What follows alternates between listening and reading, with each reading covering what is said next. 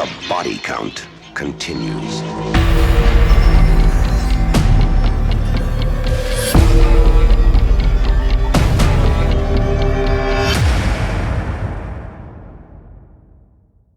There are 3 Friday the 13th this year. It really is your year. It's Jason and Pamela's year. Yeah, but you That's really share what in that. Yes, I do. Like, it means a lot to you. I feel like it's a national holiday. I feel like I don't wanna get, like, dragged for this, but Okay. it's better than Halloween. Okay. I thought you were gonna say better than Christmas. That too. That goes without That saying. too. Halloween's my favorite holiday of the year, but Friday the 13th technically isn't a holiday, but it's just such a special day. Yeah, this is truly the most wonderful time of the year when you think about it.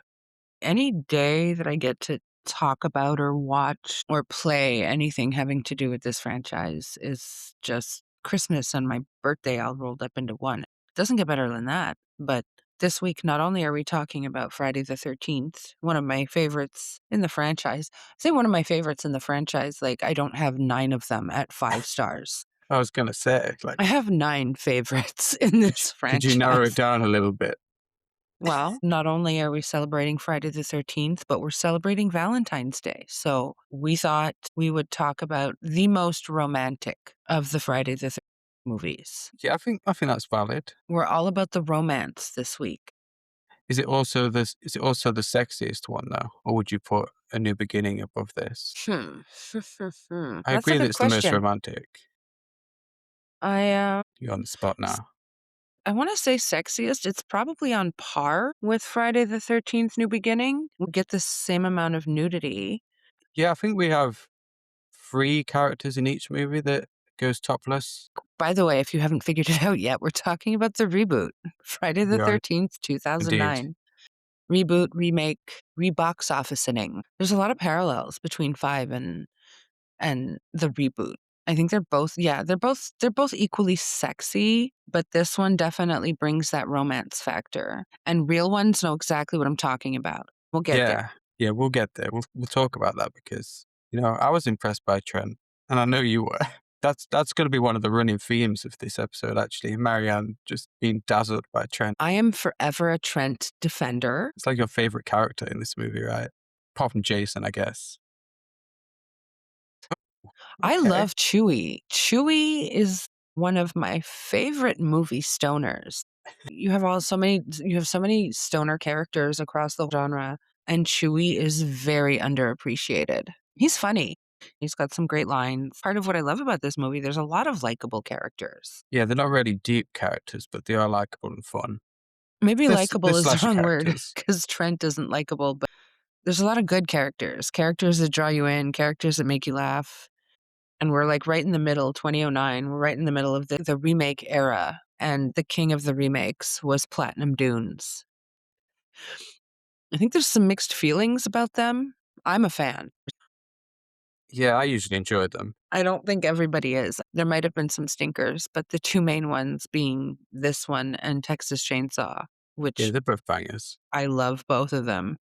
I wanna know why the Platinum Dunes horror remake era dropped off, because I could have done with more. Yeah, it's kind of better than the current requel era, reboot era that we're in. I think so anyway. I enjoyed the 2000s remakes, mostly. Uh, Texas Chainsaw, like, I think everybody knows by now, it's my favorite in the franchise, and it's my favorite reboot, remake, whatever you wanna call it. This one has its flaws. There's things I don't like about it. And hates this movie. Let's not start by spreading propaganda. It's 5 stars. I'm that weirdo who can find flaws in a movie, and I'm still gonna give it 5 stars. You are that weirdo. I don't know if that's a weird thing. I feel like that's probably weird. I think that's Any how movie most people do it. Like, any movie that Jason is in, automatically 3 stars for Jason Voorhees. And then, it's up to the director, the writer, cinematographer to earn the extra 2 stars. and this movie But does that. it does. Despite, like I said, some issues, the main one being off-brand Pamela Voorhees. Yeah, she's certainly no Betsy Palmer in this movie, and she's not even like given the first third of the movie, which I think would have been fine. She's relegated to the opening credits. It's such a crime. I think we're supposed to believe that this movie it has condensed parts 1, 2, 3, and 4, if I'm not mistaken. Yeah, that's what I've been told. To relegate Pamela Voorhees and her story to the opening credits, especially when that then leads into a very long cold open. That opening scene, which I love, by the way, that's not one of my criticisms. 25 minutes long, four bodies before we see the title card, and nudity before we see the title card. That is an opening scene done right. No Yes, complaints. it is great. We just wish that maybe Pamela had gotten 25 minutes. That's exactly what I was getting at. If you're gonna Same give me vein. if you're gonna give me 25 minutes of opening, Pamela Voorhees deserves that screen time. That's number 1. Number 2, no shade to the actress that they got, but it will forever be fuck New Line because they invited Betsy Palmer back. And she said no because they did not want to fucking pay her. Well, that's why she wasn't in it. Okay. How dare you? Like That's an icon. the fucking audacity. And that's where I think the modern remakes get it right. They put more importance on the fan service, and I think that that's something that Platinum Dunes fumbled with a little bit. Yeah, they always did their own thing, really. They did, and that's really all of my issues with this movie. They're all things that I think Platinum Dunes decided, well, we don't have to do it this way. Like with any franchise, there are things that are inherently reminiscent, Easter eggs, stuff that you just kind of associate with any given franchise. Iconic imagery, iconic music, an iconic title card. And this movie kind of bucks a lot of that, but still an entertaining movie. But yeah, the first fumble is this lady. It's a very nice lady, I'm sure, who plays Pamela Voorhees. Um, and yeah, she's having a wet t-shirt contest in the opening credits with some camper that I guess we're supposed to believe is Alice. That's why I would have liked to see it play out in the opening scene. Give us Pamela, give us Alice. Maybe give us if you're making the opening scene 25 minutes long, give us Brenda and show us that fucking archery kill that we didn't see in the first movie. Like, Hey, you're cooking right now. there were opportunities here. That's all But I'm but saying. instead we just get her death scene in the rain, and then as you say, we go into this cold open with a whole new group of characters who are looking for weed in the woods by Put out Crystal Lake. to the Platinum Dunes cinematic universe of smuggling weed or harvesting weed. Somebody at Platinum Dunes has a fucking stiffy for weed, and I respect it because in TCM. TCM they're smuggling like 3 pounds of weed back in the van. In this one, they're looking for some weed that they heard was out in the middle of the woods somewhere. But I think it's really weird that there's Yeah. not back to back, but there's 2 Platinum Dunes horror movies that really, like, the beginnings of it have to do with weed. Yeah, it's an interesting parallel. Something I didn't realize until we watched this, because of course we rewatched it, like I need a reason. Daniel Pearl did the cinematography. I was shocked. Daniel Poe was the original TCM cinematographer, right? Am I Yes. am I getting that right? Yes. I See, I mean, know look, some things. he's got a very storied career, but amongst horror fans, he's definitely most known for being the cinematographer on the original TCM. Absolutely. So what I'm about to say might ruffle a few feathers. Another hot take incoming. I guess the reason I was surprised to see his name attached to this movie Here we go. is, and it's not because the cinematography is shit. It's just not, there's no wow factor to it. In the original TCM. No, this one, Oh, this one. I thought you talked about the original TCM for a second there. I was like, what the hell? She's finally lost it. no, what I said was Daniel Pearl was the I lost track. cinematographer on the original Texas Chainsaw Massacre, but he's also the cinematographer on the Friday reboot. I know, but for a second I thought you just also decided to slander TCM. No, I My think you eyes were have bulging. no, I think you have your wires crossed. Look, I do. I do have my the wires the crossed. original Texas Chainsaw is, I have my issues with it. Those issues are known, but the cinematography, you can't argue, is fucking god tier. It's amazing cinematography. So to learn that Daniel Pearl also worked on this, my jaw dropped, but not for a good reason. Again, the wow factor is lacking in this movie. It's not bad cinematography. Yeah, you're kind of right. It's basically the same in a way as the TCM remake and maybe Halloween 2007 in the way that it looks visually. It's sort of the same kind of thing. It's gray. Yeah, it's grey. green. It's really hard to impress me with cinematography when color palettes are one note. But hey, at least we get some really gnarly looking kills. And as you say, we get 4, am I right? In the first 25 minutes when these poor campers Yeah. first find the weed. One of them finds the weed. Wade finds the weed. We've got, the basic Friday formula.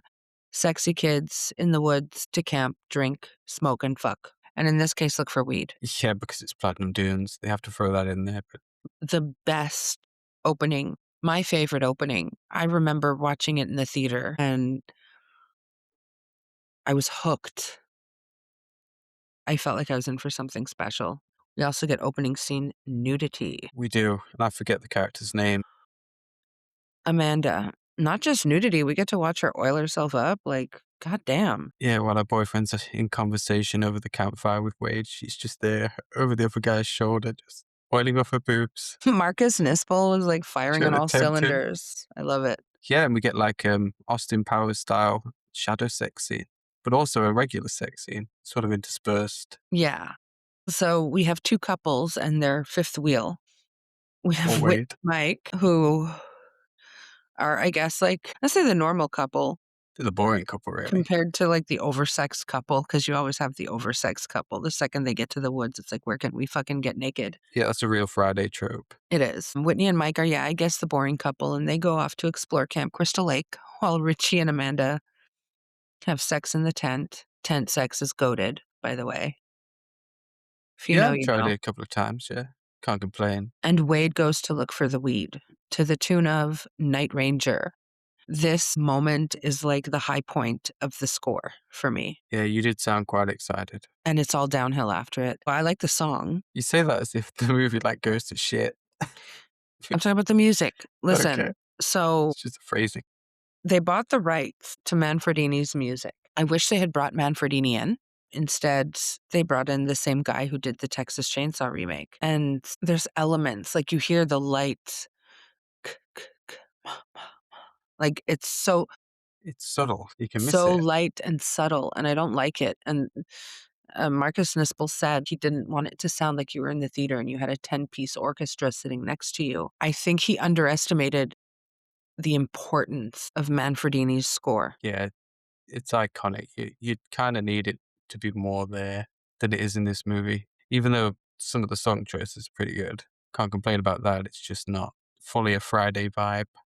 More modern. It's not. The score is an issue for me, apart from this opening song. I watched this weekend, is it Into Darkness or Out of Darkness? The documentary series, Yeah, which is it, Into or Out of? In Search of Darkness. I'm so high. What else is new? I watched part 1 of In Search of Darkness this weekend. I didn't even watch it. I had somebody over and I just kind of put it on. I put stuff on in the background, like my emotional background noise. I just put it on, or I think Tubi preloaded it or some shit. Yeah. At one point, they were talking to Sean Cunningham, and he said that after they made Friday the 13th in editing, they sat and they watched the movie with no sound, only dialogue, no score, no music, no nothing, to edit it before they loaded the score in. And he said it was the most boring thing. And then they add the Manfredini score, the music, and everything. And he said the tonal shift was just like seismic. These people remaking movies, they need to recognize the iconography from the originals. So the music from Halloween, the music from Friday the 13th. There's just things that you don't touch. And I would have liked the music. You know what else you don't touch, right, What? Marianne? You don't touch Jason Voorhees' weed farm. What do you think about that theory? That's why Fuck Wade's off. the first to get it. He triggers Jason's fury by touching his weed, smelling it. You don't buy that theory. I don't think we're supposed to know who the weed belongs to, but I'm pretty sure It's it's just safe to there. say if the weed farm belonged to Jason, why is he living underground? Like, move into a nice 3-bedroom, bro. You're making money, Yeah, monetize. selling all this weed. No, I'm sorry. Jason the dealer. With all due respect to the people that subscribe to this, it's the dumbest fucking theory I've ever heard. I'm so sorry. He just really likes killing, I guess. He Takes his kills ear Wade. off. Yes. There is like a huge patch of skin missing from the side of his face. The effects are pretty good in this one. Yeah, they are. But yeah, bye Wade. Yeah, that's him dead. He wasn't spying on the other two fucking like they think he is. He was looking at some weird and then getting killed. Richie and Amanda are having sex in the tent, and she keeps hearing noises, and she insists that it's Wade. Amanda, have you ever been to the fucking woods? What does that mean? Like, there's a lot of fucking noises. There's animals, there's birds. Yeah, it could She be a bear watching you fuck. like she hears a couple of noises. I think she hears a twig snap or something. If you're gonna fucking have a jump scare every single time you hear a noise in the woods, maybe the woods is not for you. Maybe Yeah. stay in the city. Yeah. Have sex in a bed or something. She hears a little crackle and it's like, what was that? She makes him go investigate too. And he's just like, let him watch. You know what? I have to agree with him. Ri- Richie is so He gets it. Ted coded. Ted from part 4, the guy who dies watching a blue movie. I remember that guy. The Yeah. guy the guy who puts his information into the old computer and tells Jimmy he's a dead fuck. He gets stabbed through the screen, doesn't he? Yeah, he's always reminded me of Ted. He has to leave the tent because his girlfriend heard a noise. This poor guy. He doesn't want to leave the tent with a boner. Yeah, I mean, who does? It's cold out there. Also, like, why are you wasting good wood, bitch? He obliges her and he goes looking. Doesn't end well though. No, because Finds Wade. he finds Wade, or he finds Wade. Well, he finds Wade's ear first. The weed, then Wade's ear, then Wade. It just gets worse and worse. Right? And he comes running back towards their campsite and finds Amanda, and Jason is rotisserieing her. It is now. Or is it more like a sous vide? Well, either way, he People has who a cook- strung up. People who cook, let us know. Have you ever cooked a woman in a sleeping bag? We'd like to hear from you. Her boyfriend tries to save her, but he's clumsy, isn't he? And he steps into a bear trap. So they have a little screaming match. To be fair, I don't think that makes him clumsy. Jason is a tactician in this movie. This is a creative choice that I really like. Yeah. The bear traps, fucking chef's kiss. And yeah, Richie steps in one. Just as Whitney and Mike, who are still at the camp, they get attacked by Jason. Yeah, but he's using tunnels in this movie. He's not just teleporting like in Jason Takes Manhattan. Yeah, the underground lair. Let's call it his lair. That's what I recorded in my notes. I feel like his shack is iconic. He's got a shitty little shack with a toilet, his mother's head, and instead we get his former home, I guess, because we see his bedroom His teddy bear. and his teddy bear. A little bit disappointed by the underground thing. He has The a lot tunnels more. everywhere. He has a more elaborate setup this time. Yeah, there's like an overturned bus in the woods, and that acts as a door. I don't know. I would have preferred the shack, personally. Yeah. But yeah, underground tunnels make it easier for him to get around. Yeah, and he manages to take out Jenna's boyfriend. Mike is his name, right? You just said Jenna. Listen, I know we both want Jenna to be the final girl, but Oh, no, it's Whitney. I'm skipping way ahead. Takes out Whitney's boyfriend. yes, Whitney's boyfriend is killed and Whitney runs away. She comes back to the campsite and she sees Richie stuck in the trap and she tries to help him. But Jason comes up behind her and finishes Richie off and starts advancing on her just as the screen goes black. And you get that title card that you love so much. I don't love it.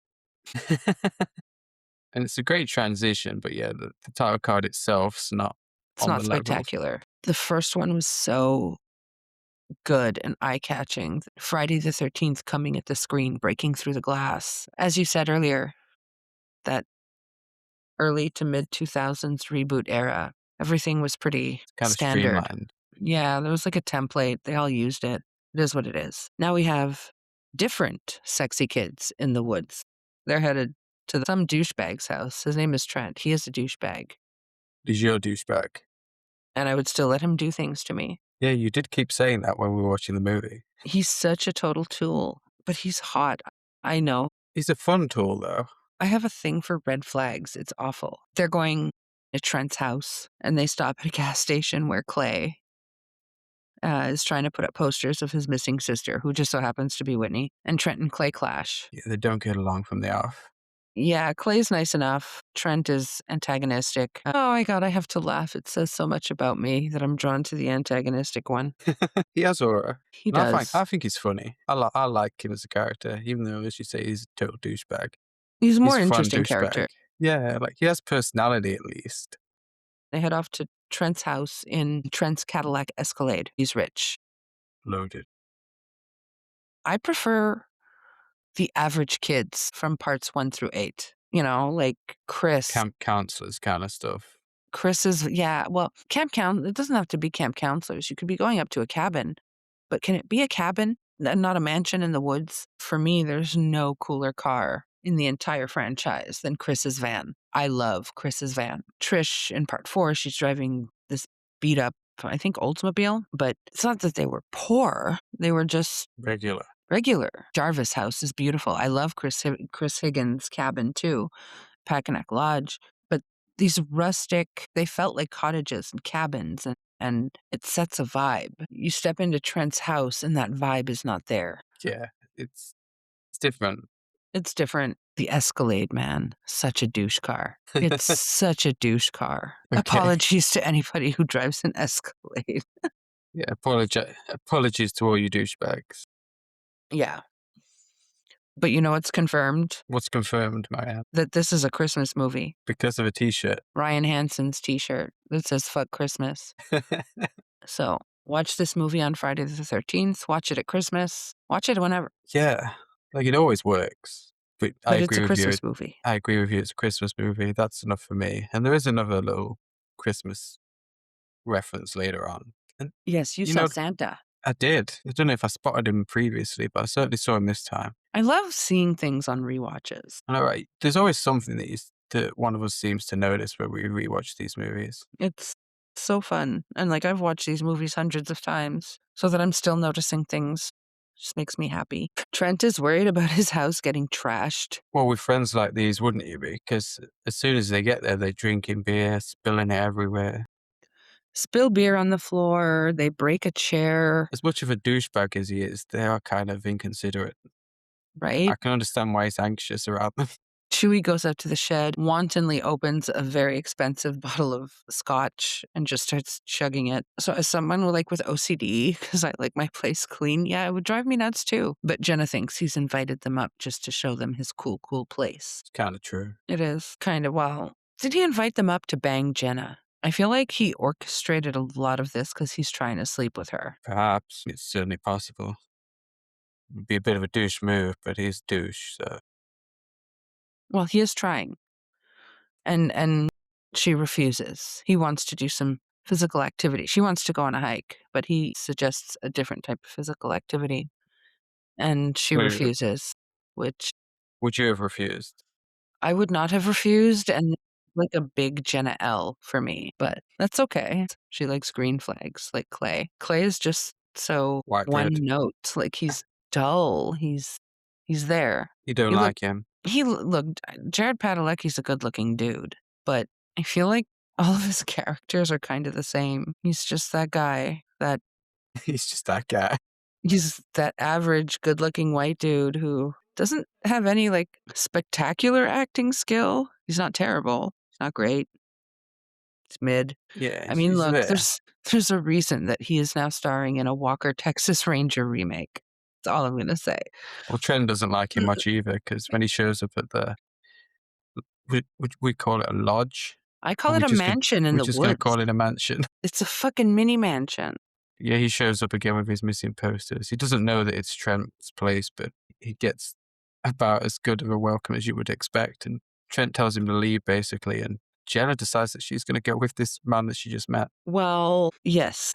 To be fair, Jenna invites him into the house, which after their interaction at the gas station, I think is kind of dumb. Yeah, why would you invite him in? Like, Trent's not going to be happy about this. It's not There's going to go no down way. well. Exactly. There's no way she would think that he's going to have a change of heart. But yeah, Clay is, she decides to leave with Clay. But we're skipping over something here because What are we skipping over? Clay is looking to hand out flyers and he stumbles upon a farmer in a barn, which I feel like the barn is a part 3 Easter egg. But Clay stumbles upon a farmer who gave his virginity to a mannequin named Gina. I think he calls her Gina, but you decided that Gina is a better name. More appropriate, I guess. And I agree with you. Have you ever seen The 40-Year-Old Virgin? I have. You remember the part with Gina? Don't. Sorry. I've only watched the movie once. Wow, okay. So Steve Carell and his friends go to speed dating, and there's this montage of these women that Steve Carell is meeting, and one of them, it's Mo Collins. She's so fucking funny. She's like, "My name's Gina," and she's very, like, androgynous. Mhm. It's such a great scene. So whenever I see or hear the name Gina, I think Gina. But yeah, Okay. that's what the farmer calls her Gina. And this mannequin took his virginity. This And guy. he offers Clay some weed, which Clay politely declines. But this is, yeah, that's the scene just prior to To Clay's arrival. Clay's arrival at the cabin. And the reason this scene is important is that after Jenna and Clay run off together, we're back with the farmer and he's licking a Playboy magazine. This guy is so disgusting. He's a gross one.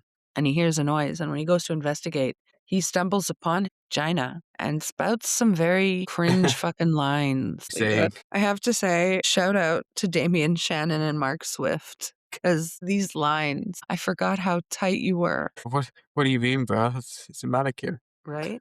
What are you slotting into?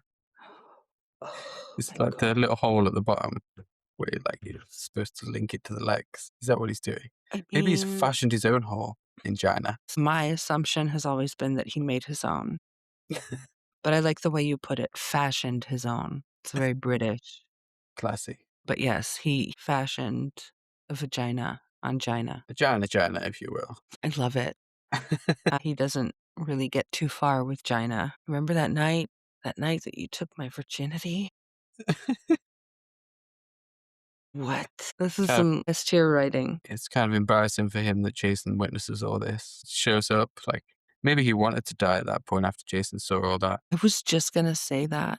The If embarrassment, I had said those things and I turn around and I see Jason, I'd be like, "Just give me the machete in the face." but instead he rips Jason's sack mask off, gets a look at his face and says, "That ain't right, man." But Rude. we don't get to see it Sort of yet. in the shadows, isn't it? Yeah, they don't well, it's one of the big reveals in these movies, right? Is his face. It's always something different. We don't get to see it, but we get a good few scenes with the sackhead, and it's right after he kills this farmer, um, that he finds a hockey mask right next to Gina. A China mask. Too much. I don't know how I feel about the way the hockey mask comes to be. With him just finding it. You know what would have made this scene put this scene over the top for me is if the farmer had been Larry Zerner. Okay. Larry Zerner provides the mask. That would have been a callback. Yeah, and I get it. A lot of the younger generation, especially casual horror fans, it wouldn't have meant anything. Um, and a lot of people find Shelley to be annoying. I think he's relatable. He's just trying to get a date. He's got low self-esteem, just a relatable character, and he brings a hockey mask along to the cabin in part 3. And after Jason kills Shelley, he takes the hockey mask. Something calling back to that would have been better, you think? Yeah, I think that scene would have been I don't know that I can picture Larry Zerner telling a mannequin that she's so tight. No. They would have had to change that a little bit. Maybe cut Gina out entirely. Again, Platinum Dunes was not about the fan service. I think At they least, just thought a big dude in a hockey mask. yeah, at least the mask itself looks pretty good, though, in this movie. Jason's whole look, actually, I think is pretty good in this movie, even in the sack mask form. I agree. You hear us, Jason Universe? Yeah, that's a real Jason mask in this movie. Work it out. No square eye holes. The square eye holes are so stupid. Fuckers around in this movie, and that's the way we likes it. Exactly. But yeah, Um, Gina's not getting laid anymore because this guy's dead. Jason's got his mask, and Gina's probably relieved. Like, yeah, let's be real. she got a lucky escape from this guy. Nolan and Chelsea are going water skiing, Not just water skiing; they're doing an extra special topless. kind of water skiing. Yeah, Topless topless. water skiing, which I'm not gonna lie, looks fun. Yeah, and she was pretty good at it as well. She would go side to side, everything. I loved it. I'm kind of interested in trying topless water skiing. You've never done it before. This is one for the future, one for the bucket list. You need, like, some serious privacy, otherwise I'm gonna see myself up on YouTube. I don't know if YouTube would allow that these days. Well, I'm sure there's Maybe a few maybe sites Reddit or I was gonna Twitter. say, I'm sure there's a few sites where it would get uploaded.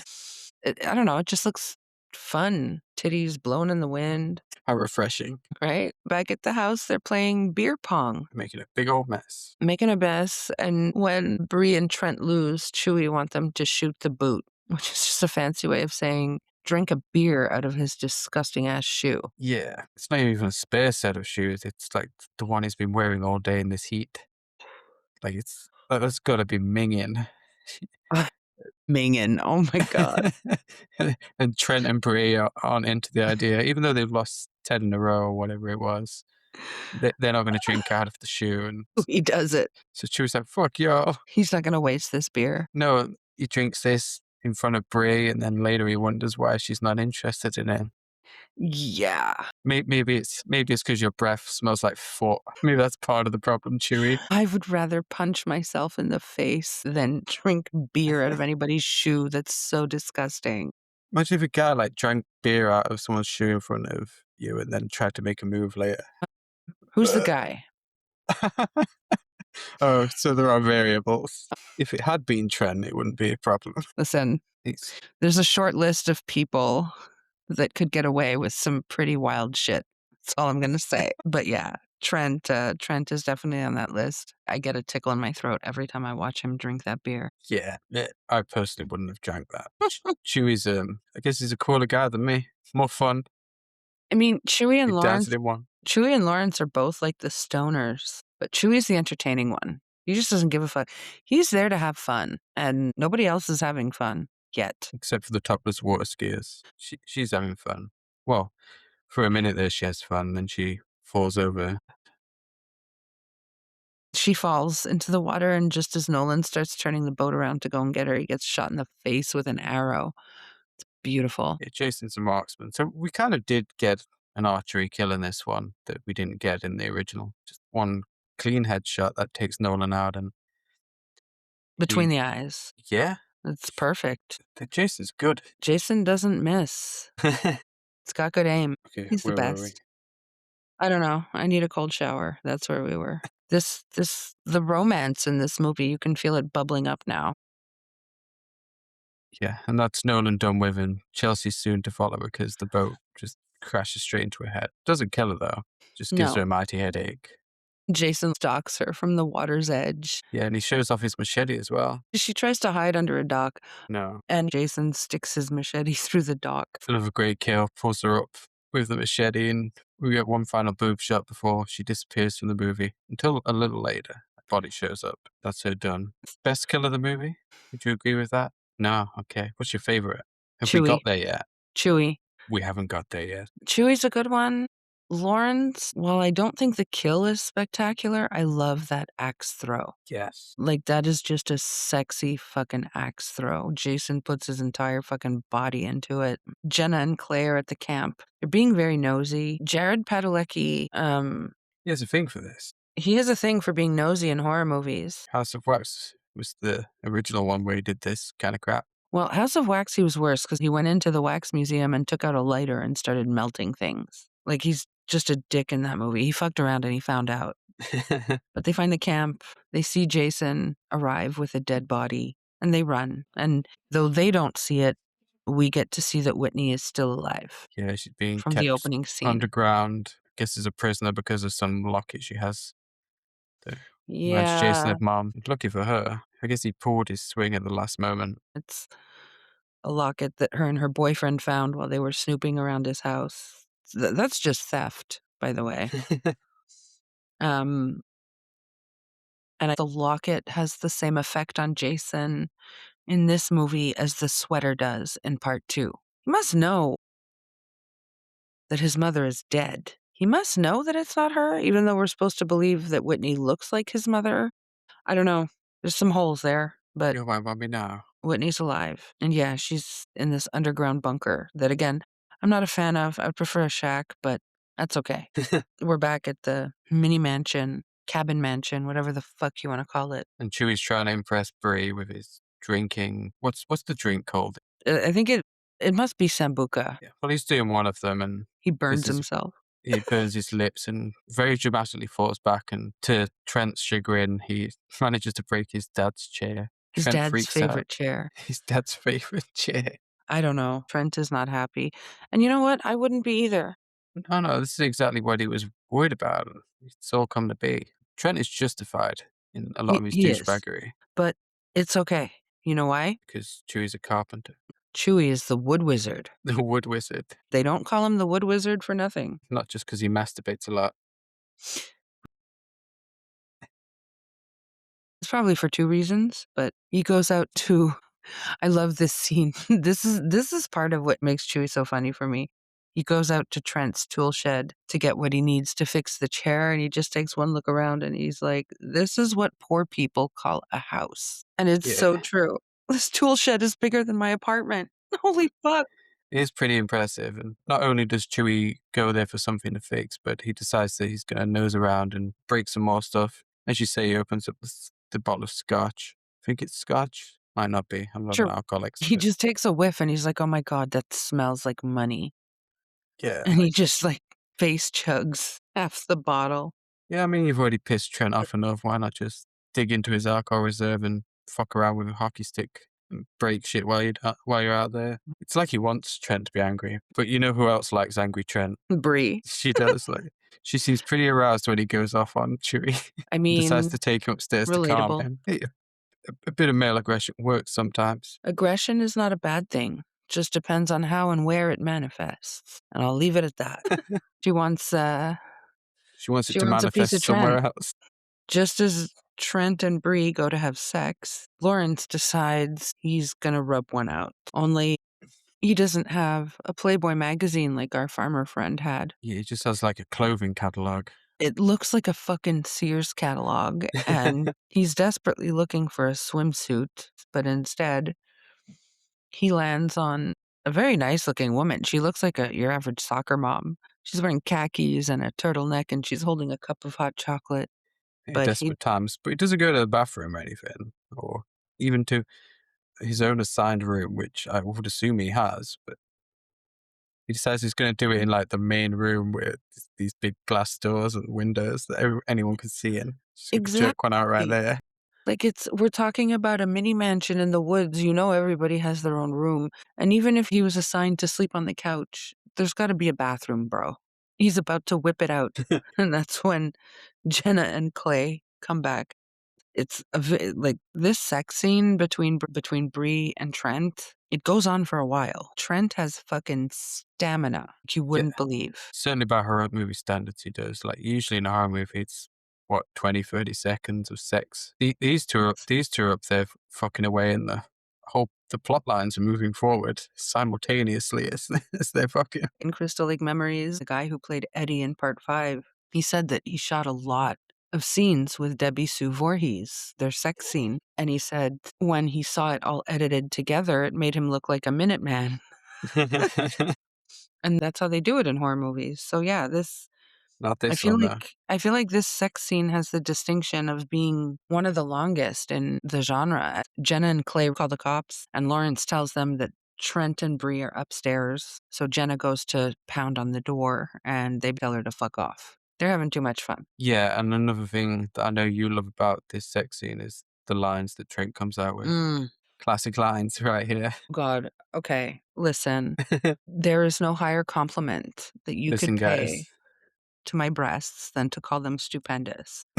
You've got perfect nipple placement. You would fucking win a titty contest. This is just music to Prince ears. Now you understand why we selected this movie for Valentine's Day. Because, guys, I mean, can you feel the romance Yeah, this is how you do in it, that guys. dialogue? I can feel it.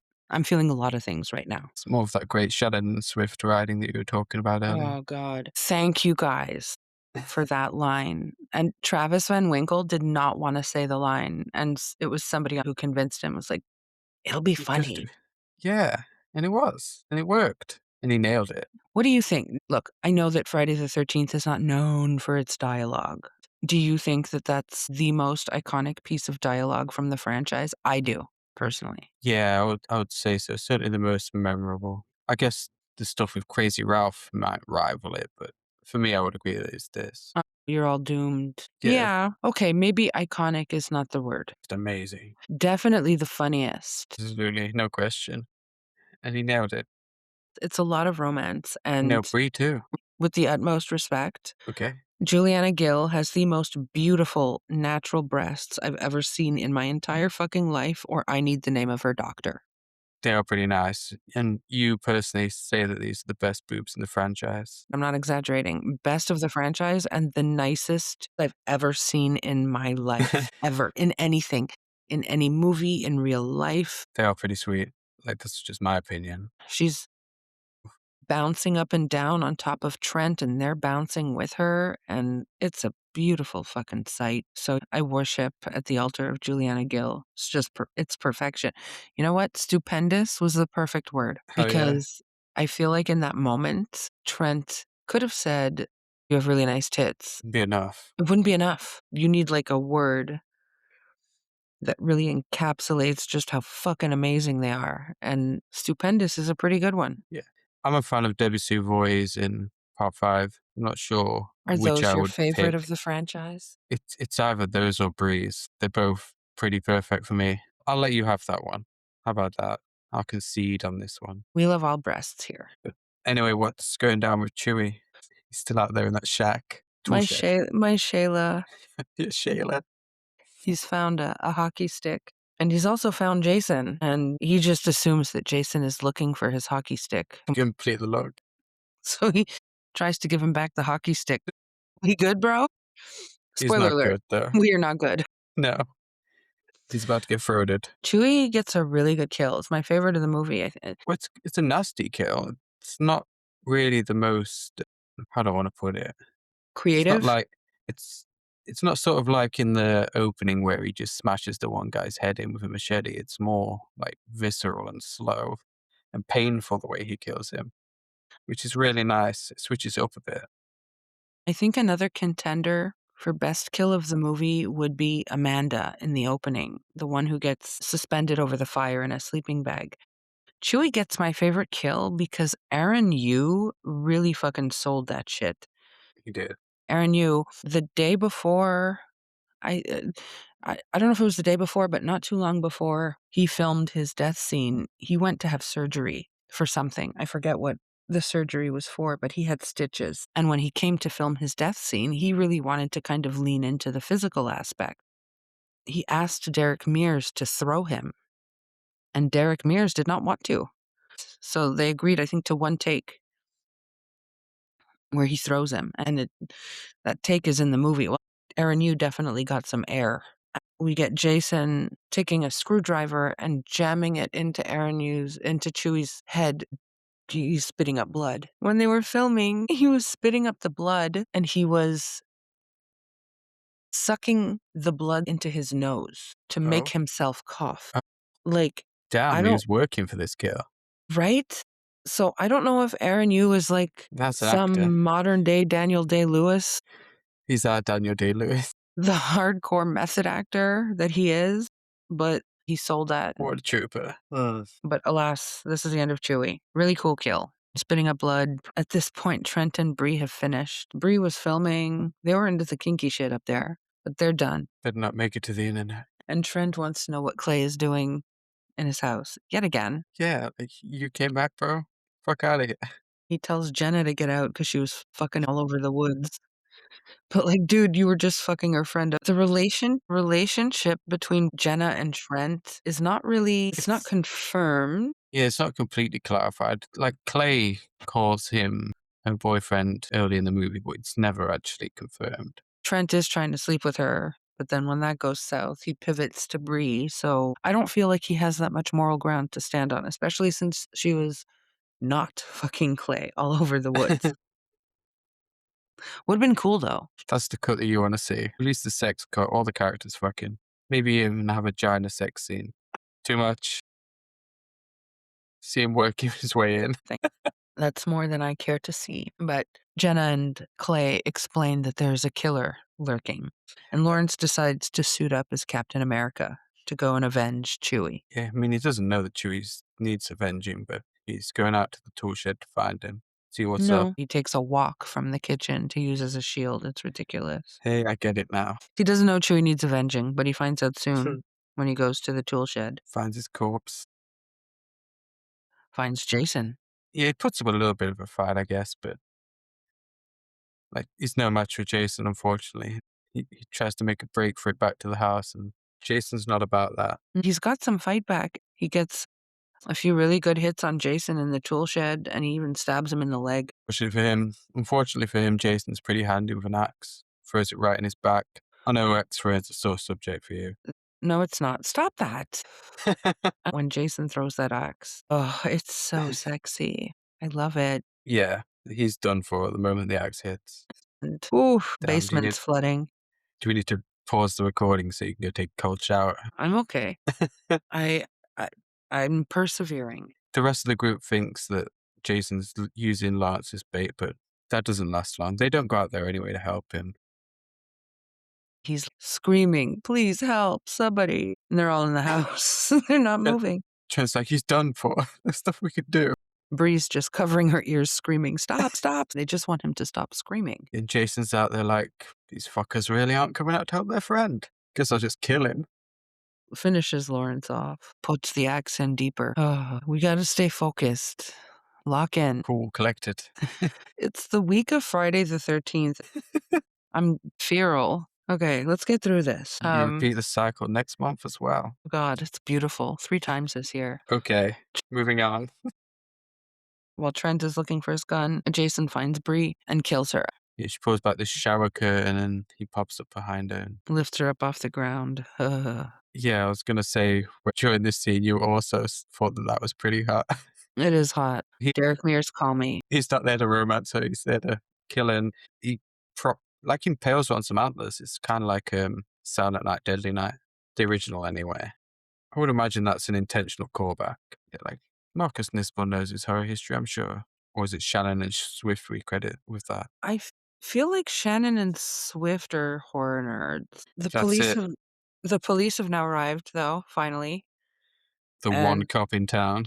the one cop in town and literally fucking dies immediately. He's So, like- dead. Jason drops down behind him as if out of fucking nowhere. Yeah, it's a nice stealthy kill from Jason here. Yeah, they're all inside like, great, the cop's here. Oh, thank God.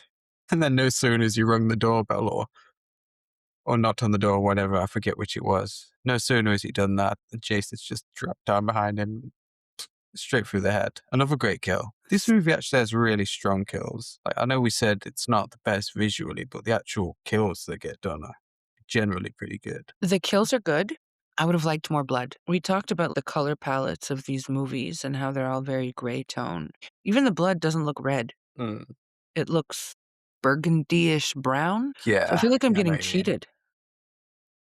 Like, I know blood isn't bright fucking red, but I don't know. You don't want that Argento strain of red. No, but the gray tones don't help. But I agree with you. Great kills. A high body count, too. A really respectable body count. Yeah, we're down to 4 characters now, aren't we?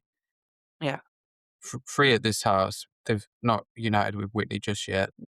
But this is where Trent secures Scream Queen status. Because as they try to escape, he gets into the cop car, tries to radio for help, doesn't get him anywhere. But Pree's body then gets thrown from the house by Jason through the windscreen. And this scream that Trent lets out is so high pitched. It's sort of like Reggie the Reckless. I was gonna say he's New got some Beginning. Reggie the Reckless in him. So high pitched. He really does go for it in this movie. Like, credit to Travis Van Winkle. Like, he's so good at playing the douchebag, and the fact that he also screams like that, He had fun with it. I think it shows. The cast is so strong, I think. The way he portrays, like the amount of effort and energy that he put into playing a role that, kind of silly, stupid. Yeah, you have to appreciate it. Respect the fact that, you're becoming part of this iconic franchise. Fucking lean into it and have fun. And that's what he did. Yeah, I think even by slasher movie douchebag standards, he does a pretty good job. Like, if you look at a movie like Zombievers, which we both love, the douchebags in that are just people showing up and playing douchebags. There's nothing really special about them. They don't entertain me. You Yeah, just want them to die. Yeah, Travis Van Winkle, he entertains you while being a douchebag. He stands out. For me, he's the best performance in the movie, I think. I feel like he's one of those characters that you love to hate. Yeah, like a lot of the energy in this movie is just from Trent. He carries it in a way. I agree. He's the best character in the well, obviously Jason's the best character in the movie, but Okay. I do like Jenna, but I do derive more entertainment from Trent, so yeah, I gotta give him top spot, I guess. Even over Chewie, who you love. Putting you on the Oh, spot here. I hate doing, like, lists. Like, "You're all my children now," is my vibe, but, hmm, Call it a draw. Chewie's the wood wizard. But no, Trent is the one who told Bree that her tits are stupendous. Yeah, Trent's number 1. Okay, I won you round. Oh yeah. He's the best thing in that movie apart from Jason. And as you say, he does live pretty long. He loves He pretty long does. as well, to be fair. I misspoke for a second, but I also didn't misspeak, did I really? I love it. But he's not long for this movie by this point. No, he takes off with his gun. This is probably the silliest scene of the movie, but he's running and he drops his gun, and he's looking for it and he calls it by name. He's like, "Where are you, gun?" Like, "Dude, it's not gonna answer you." I'm over here. He decides to take off without his gun, and he comes across a pickup truck on the road, or not a pickup truck, a tow truck, and, takes too long getting in. Yeah, like, considering how fast he fucking sprinted away from the house, like, once he actually flags down someone for help, he's very cautious. Like, he Well, doesn't trust he his didn't driver. flag somebody down, he was running through the woods onto the road, and the truck Yeah, and they almost hit him, stopped. and he stopped. Yeah, and then he just becomes very overly cautious. Like, he assumes that Jason is driving, I guess. I mean, you never know, but it's not Jason in the truck. Jason pops up behind him, sticks his machete through Trent, Yeah. and then, yeah, I like this kill. He sticks Trent on the back of the tow truck. He fucking makes a Trent Skewers him kebab. there. Yeah, Trent kebab. and the pickup truck driver drives away with Trent on the back. But, like, how are you gonna explain that when you get back to town? It wasn't me. It was this whole thing. No big deal. I think I'll keep the body on my truck, though. But poor Trent, RIP.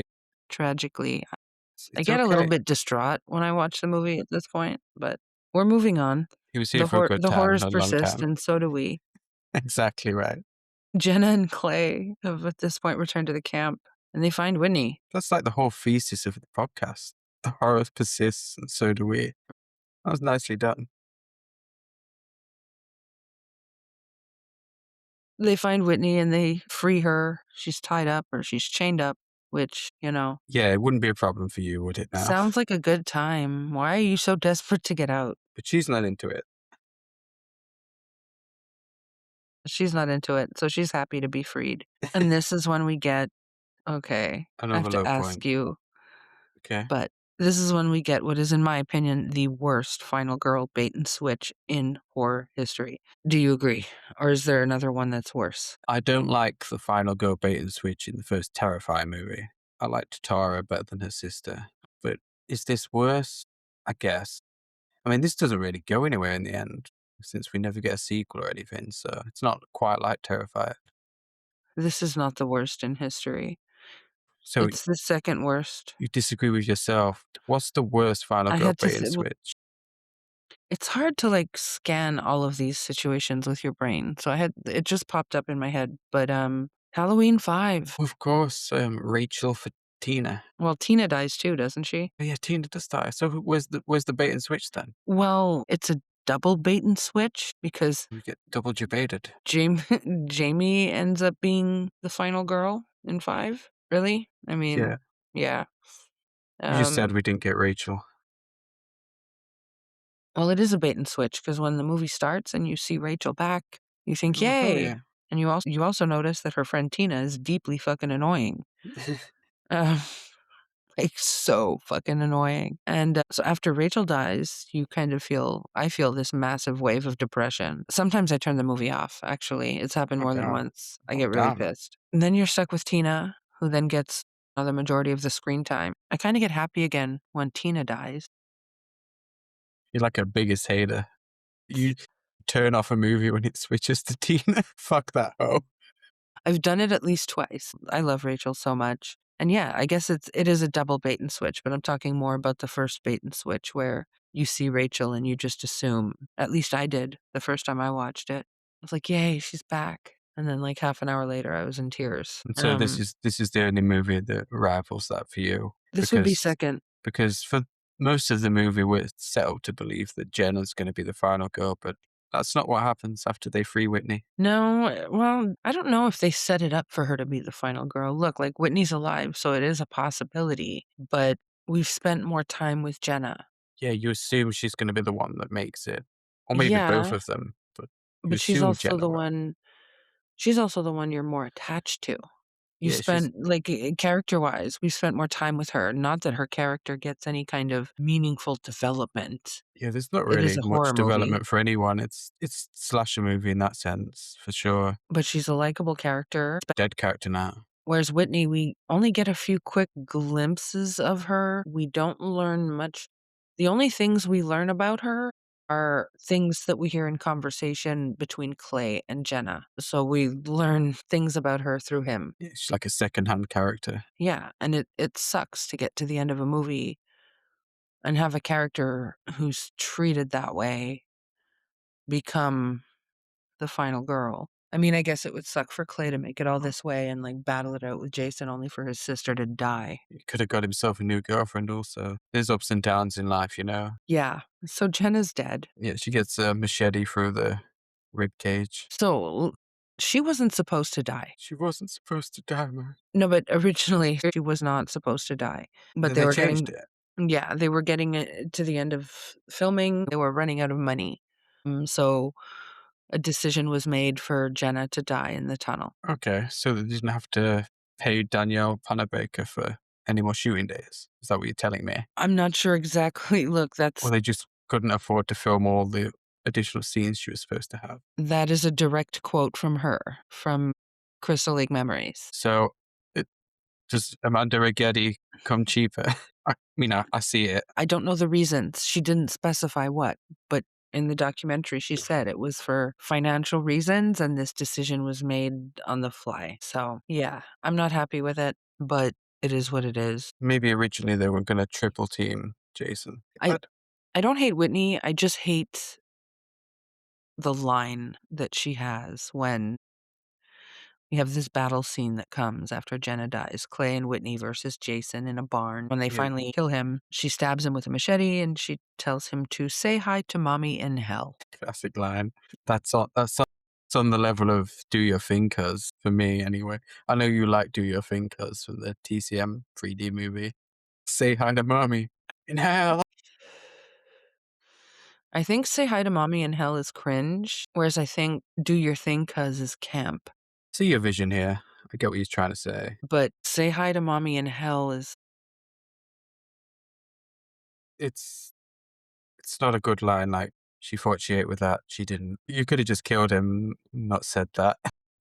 Have you watched Jeepers Creepers Reborn? I have not. Horrible movie, and it has another horrible line that I think rivals this one.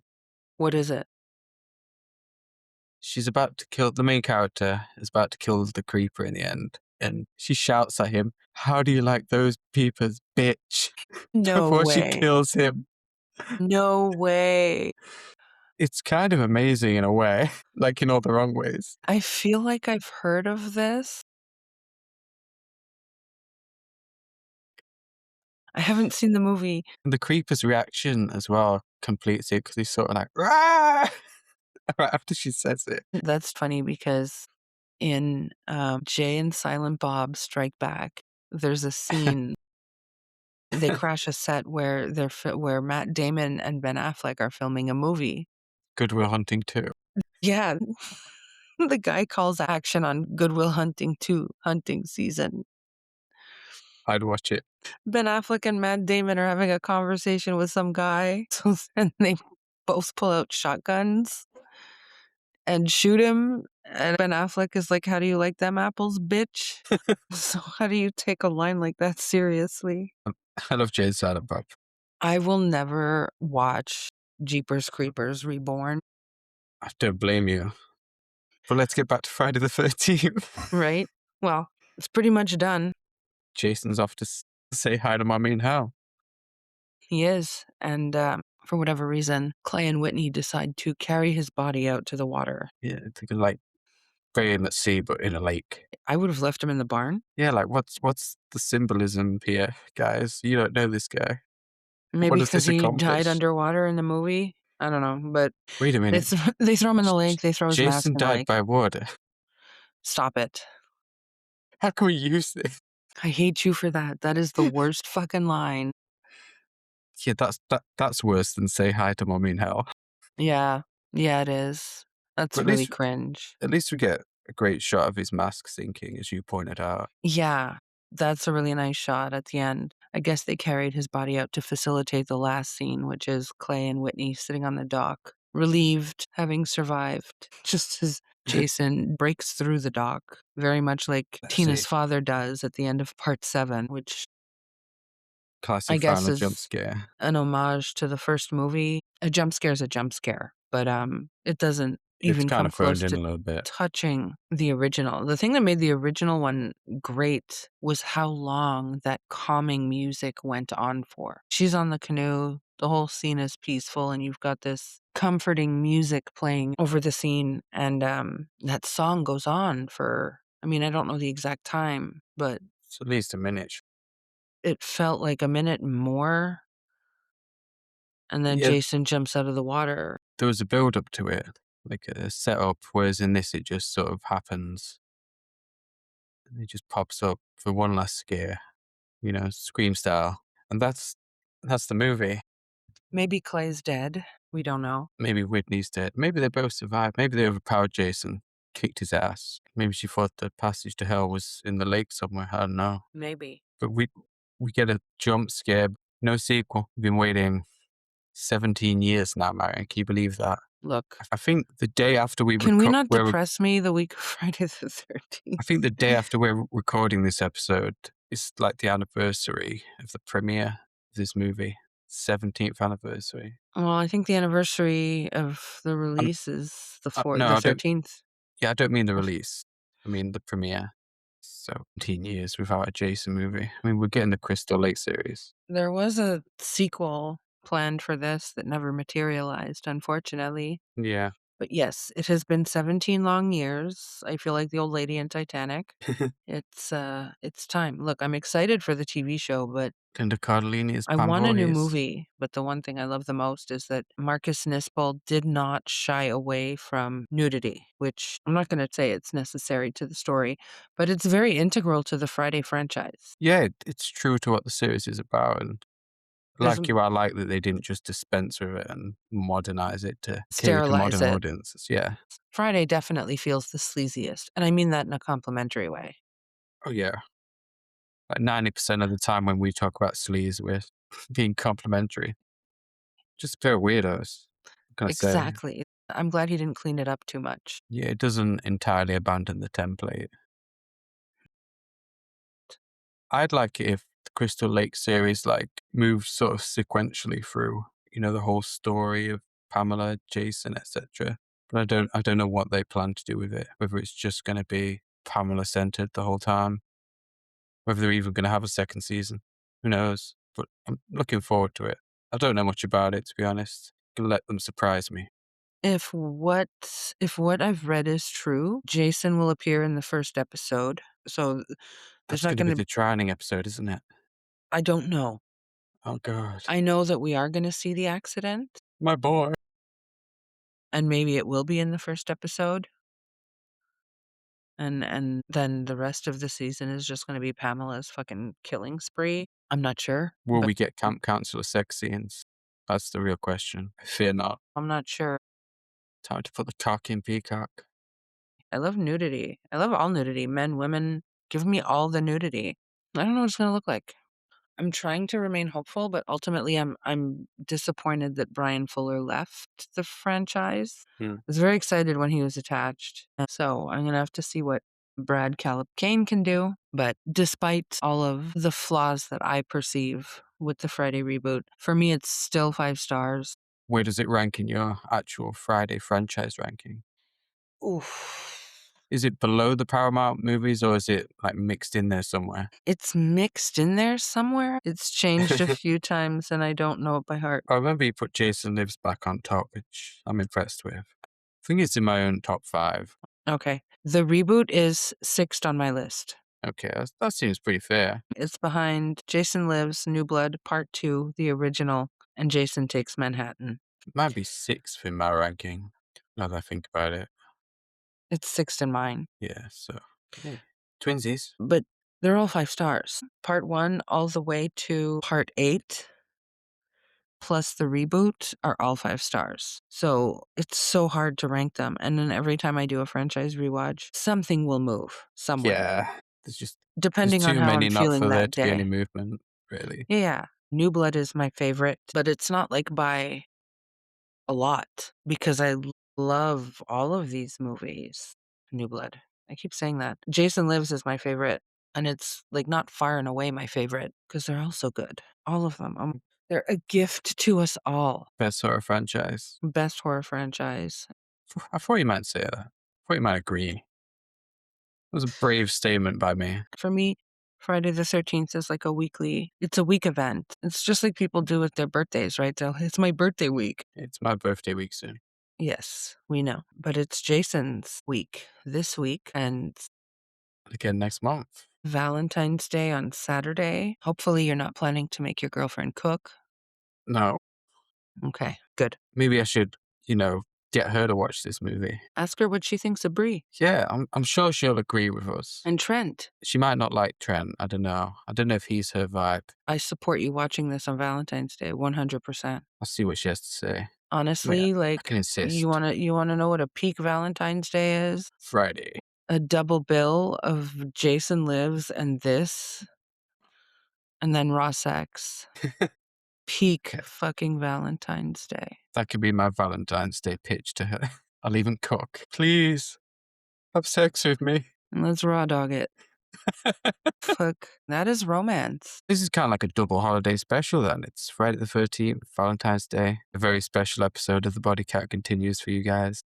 It's my belief that this is the most romantic movie of the entire franchise. I agree. Not that there's no romance in the others, because there is. Who can forget the hammock sex? Trying to think of all the romantic moments in Friday the 13th.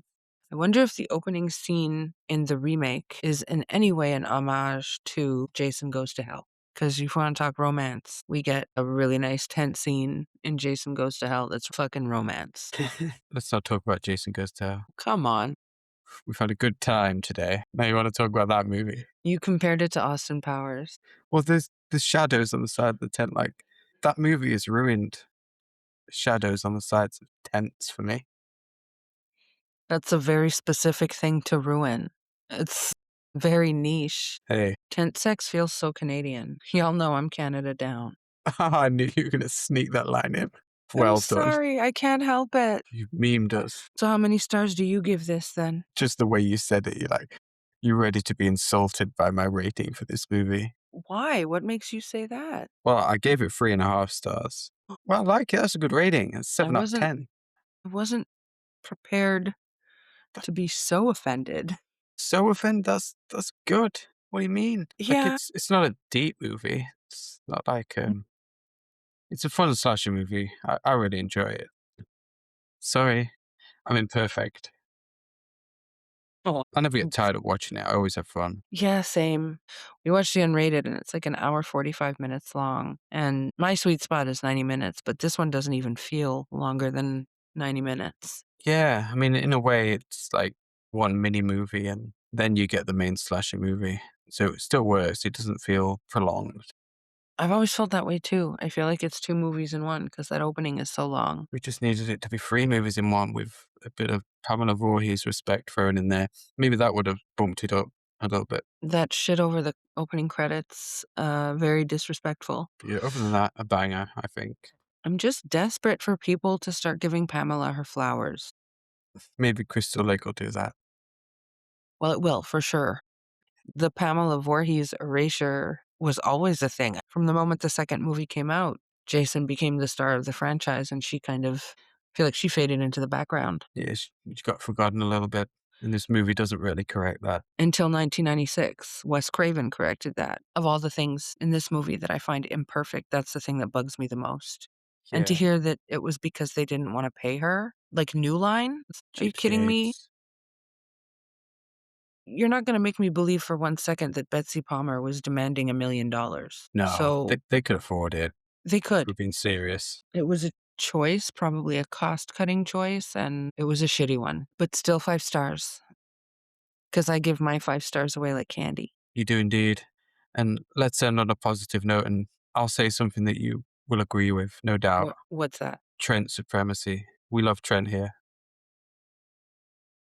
And if you guys don't like him, you're a little wrong, but it's May okay. We still I love you. think we need to start Club Trent, like Club Chalamet, but for we, Trent. we can rival them. We can. We're Maybe gonna not. start a fan club, and who's with us? Yeah, he's a douchebag, but he's our douchebag. Hashtag Team Trent. No, hashtag our douchebag. It's perfect, because he is. And I Exactly. agree. Trent supremacy and justice for Jenna, because she was just done so dirty. Oh, and also we worship at the altar of Brie. Just Exactly, we do. stupendous. Totally win a titty contest. You get it. You understand Trent's vision. If I we would were give her all the judges, votes. yeah.